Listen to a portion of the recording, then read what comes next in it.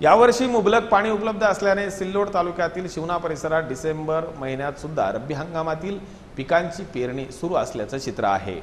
अवकाळी पावसामुळे खरीप हंगामातील पिके वाया गेली, शेतीचं अतोनात नुकसान झालं, माती कर्ज वाढलं, 4 महिने कुटुंबाचे कष्ट वाया गेले, शेती धोक्यात आली।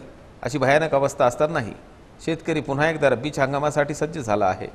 खरीप हंगाम पाण्यात गेला, आता रब्बी तरी पिकू दे असं साकडं त्याने निसर्गाला घातलं। एका महिन्यातील सर्व दुःख बाजूला सारत रब्बीच्या हंगामाला सुरुवात केली। सगळीकडेच या नवीन आव्हानाला सामोरं जाण्यासाठी शेतकरी सज्ज झाले। रब्बीच्या हंगामातील पिके उभी करण्याच्या कामात वेग आला आहे।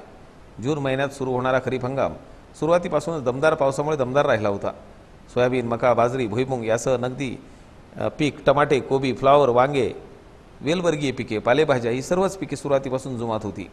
मागील वर्षी दुष्काळ परिस्थितीमुळे जमीन अनेक महिने पडून असल्यानं, मेहनत करून जमिनीचा पोट टिकून असल्यानं पिके बहरली होती। हंगाम अंतिम टप्प्यात आला होता, पिके परिपक्वतेकडे झुकली होती आणि अचानक परतीच्या पावसाने मागील महिन्यात सरासरी 14 दिवस मुक्काम ठोकला आणि अचानक आलेल्या पावसानं शेतीचं मोठ्या प्रमाणात नुकसान झालं। सोंगलेली धान्य जमिनीत सडली, शेतात उभी असलेली धान्य सडून गेली। भाजीपाला आणि फळभाज्यांवर विविध रोगांनी थैमान घातलं, त्यामुळे लाखो रुपये भांडवल म्हणून खर्च केलेले पाण्यात गेले।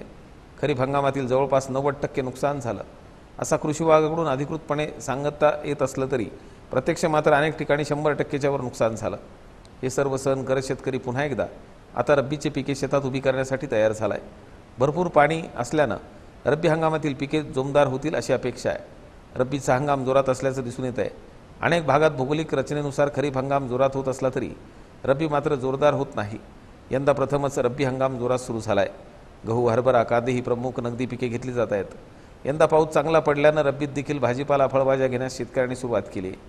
सोयाबीन, मक्याच्या वावरात भाजीपाला पिकून 4 पैसे मिळतील, खरीपात खर्च झालेले भांडवल वसूल होईल अशी अपेक्षा शेतकऱ्याने असल्यानं सर्व काही विसरून नवीन पिके घेण्यासाठी त्याने कंबर कसले असल्याचं चित्र सिल्लोड तालुका परिसरात दिसून येत आहे।